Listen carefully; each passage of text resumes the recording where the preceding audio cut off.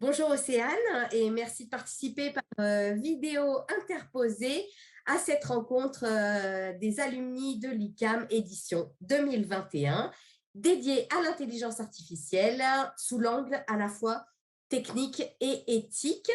Vous avez été étudiante à l'ICAM, vous êtes actuellement à Montréal en doctorat et vous travaillez sur l'accélération des algorithmes d'IA. Vous allez nous l'expliquer. Mais d'abord, peut-être une première question. Comment est-ce qu'on passe d'études ingénieur ICAM à un projet de recherche sur l'IA à Montréal? Alors, bonjour Valérie, merci. Déjà, je dirais qu'il y a beaucoup de chance aussi, bien sûr, et aussi de la motivation. Donc, comme je dis, j'ai eu de la chance avec l'ICAM de pouvoir postuler pour un double diplôme, justement, avec Polytechnique. Et comme la recherche m'avait toujours intéressée et que je m'étais dit que en tant qu'ingénieur, c'est compliqué de passer chercheur, finalement, ça a été un peu une opportunité. Et donc, du coup, j'ai postulé assez rapidement. Et donc il s'avérait que j'ai été prise pour, Polytechnique et donc j'ai fait un double diplôme là-bas et une fois fini, ben, j'ai, continué sur un doctorat là, cette année, depuis janvier. Oui, voilà.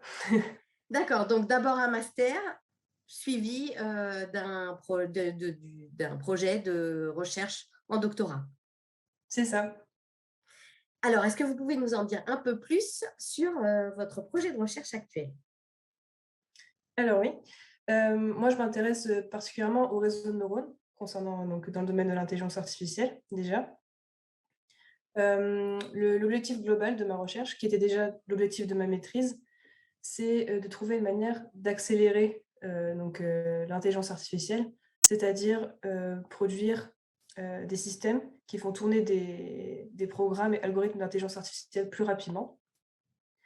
Heu, la solution finalement sur laquelle nous on s'est penchés, c'est de s'intéresser, aux réseaux intégrés, optiques.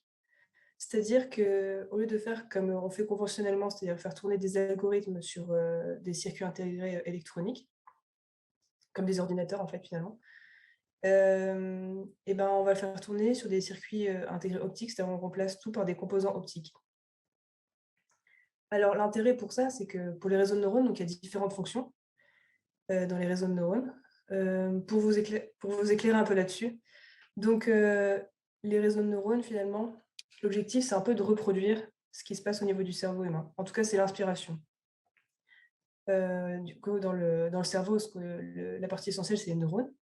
Ces neurones, nous, on va les simuler finalement comme, c'est une petite bulle qui va faire une fonction qu'on appelle fonction d'activation et un poids. C'est-à-dire qu'à ce neurone, on va lui attribuer un poids, c'est-à-dire qu'en fonction de l'information qui va passer, on va lui apporter plus ou moins d'importance en fonction de ce poids. On a aussi une fonction d'activation. Cette fonction, donc c'est après qu'on a attribué le poids, en fonction du résultat qu'on obtient, et ben, la fonction d'activation va dire: «Est-ce que ce résultat, il est suffisant pour qu'on le prenne en compte? À quel point on va le prendre en compte?» et cetera. Donc ces poids, nous, dans les grands réseaux de neurones, finalement, ça devient des matrices, en fait. On a des matrices de poids qu'on va multiplier par d'autres matrices de poids et donc des multiplications matricielles, ben, c'est des opérations très lourdes sur des circuits conventionnels et donc l'intérêt des circuits optiques, c'est que ça pourrait nous permettre de faire des multiplications matricielles à la vitesse de la lumière, par exemple. Ça veut dire que la question centrale, elle est autour de l'utilisation de l'énergie? Exactement. C'est-à-dire que les circuits optiques, ça nous permettrait du coup à la fois d'accélérer, donc qui était l'objectif initial du projet, mais aussi surtout de limiter la consommation énergétique. Est-ce que vous avez évalué la baisse de consommation énergétique que ça pourrait permettre d'engendrer? Alors je me rappelle plus des ordres de grandeur, mais juste du coup pour donner, un peu un ordre d'idée, on a des composants qui s'appellent actifs ou passifs. Les composants passifs, c'est-à-dire que juste la lumière traverse et ils agissent pas vraiment dessus, il y a pas d'énergie qui les alimente et donc il y a certaines multiplications matricielles qu'on peut faire, avec des composants passifs et presque pas de composants actifs et même les composants actifs ont besoin que de très peu d'énergie.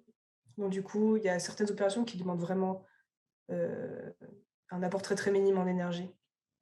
Je pense que c'est de l'ordre de 10 fois plus faible que ce qu'on peut avoir dans les circuits électroniques, voire plus, en fonction des opérations.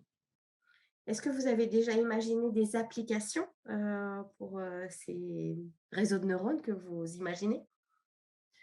C'est vrai qu'on a pensé à pas mal de choses. Je pense que ça peut s'appliquer dans beaucoup de domaines. C'est ça l'intérêt aussi, c'est pouvoir après l'appliquer en général. La première chose qui me viendrait à l'idée, c'était surtout les voitures autonomes, parce qu'il faut une réponse rapide, forcément, quand on a la reconnaissance d'image en direct. Et bien sûr, comme ce sera probablement quelque chose qui va être utilisé, donc je ne sais pas à quelle ampleur, mais limiter la consommation, je pense que c'est important, bien sûr. Autre question, l'Université de Montréal est à l'origine d'une déclaration pour un développement responsable de l'intelligence artificielle. Cette déclaration a été publiée en 2018. Est-ce que l'environnement intelligence artificielle et en particulier les discussions autour des enjeux sociétaux sont perceptibles à Montréal? Est-ce que vous y participez et de quelle façon? Alors, à Montréal, il y a en effet je dirais carrément un pôle de recherche en intelligence artificielle. Donc, il y a toute une zone, un endroit dans Montréal où il y a plein de bâtiments. Donc, il y a les bâtiments du MILA, qui sont un institut de recherche en intelligence artificielle, d'autres bâtiments avec aussi un centre qui est relié à l'Université de Montréal et tout ça, avec des professeurs, dont Yoshua Bengio. Cependant, moi, de mon côté, comme je ne fais pas partie de ce centre, j'ai pas vraiment de contact avec toutes ces informations finalement. C'est-à-dire que à part ce centre, les élèves qui étudient l'intelligence artificielle dans les écoles, il n'y a pas vraiment de programme encore. Donc, c'est ça, on n'a pas de cours qui nous parlait d'éthique finalement juste par rapport à l'intelligence artificielle et autour de la déclaration et tout ça. Donc, bien sûr, c'est des choses qu'on entend parler. Moi, ça ne m'influence pas directement. Je suppose par contre, dans des endroits comme ce pôle d'intelligence artificielle, il y a forcément plus de discussions là-dessus. Est-ce que vous percevez la création d'un écosystème dans lequel vous pourrez être intégré au fur et à mesure des années? J'espère pouvoir communiquer là-dessus. C'est-à-dire que ma professeure, elle n'est pas spécialisée en intelligence artificielle. Du coup, il y a ça aussi qui fait que je suis probablement un peu plus coupée.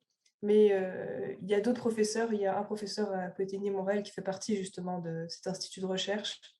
Je pourrais très facilement le contacter et voir. Pour l'instant, c'est vrai que je me concentre sur mon doctorat qui demande déjà beaucoup de travail. Et j'essaie en effet. C'est aussi à ça que servent les conférences qu'on fait aussi en doctorat, c'est de étendre cette sphère et de contact et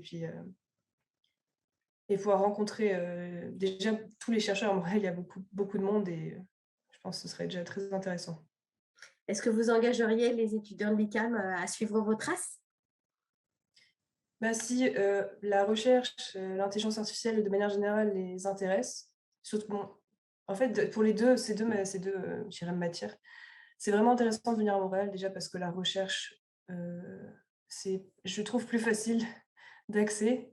Après, c'est une fois on est accepté en maîtrise, c'est assez facile de continuer en doctorat avec un professeur. Euh, oui, aussi, point qui paraît peut-être insignifiant, mais on peut être financé dès la maîtrise, ce qui n'est pas forcément le cas en France, et ce qui peut beaucoup alléger quand on part à l'étranger. Et en intelligence artificielle, il y a beaucoup de bourses justement pour motiver la recherche, donc que ce soit en maîtrise ou en doctorat. Donc oui, s'ils ont l'opportunité, je pense que oui. Dernière question, est-ce qu'on peut suivre l'évolution de vos travaux quelque part? Oui, alors, de manière générale, en ligne, par exemple comme sur Google Scholar, tous les articles sont accessibles. Je pense que depuis quelques jours, il y a ma maîtrise qui est accessible maintenant. Donc à mon nom, bien sûr. Et après, ben, l'objectif, c'est de faire des articles justement pour, à la fois pour pouvoir faire connaître son nom parce qu'on n'a pas le choix en recherche. Pour pouvoir après continuer, il faut quand même avoir un certain socle. Et oui, et après, bien sûr, il y aura euh, une fois que la thèse sera écrite, c'est pareil, tout est en ligne généralement en recherche. Donc, Il n'y a pas de... C'est pas compliqué à accéder. Et après, c'est des questions plus spécifiques, parce que bien sûr, je ne parle pas de tout et n'importe quoi en ligne. Et ben, vous pouvez me contacter par mail. Merci beaucoup, Océane Destras, et bonne continuation. Avec plaisir, merci.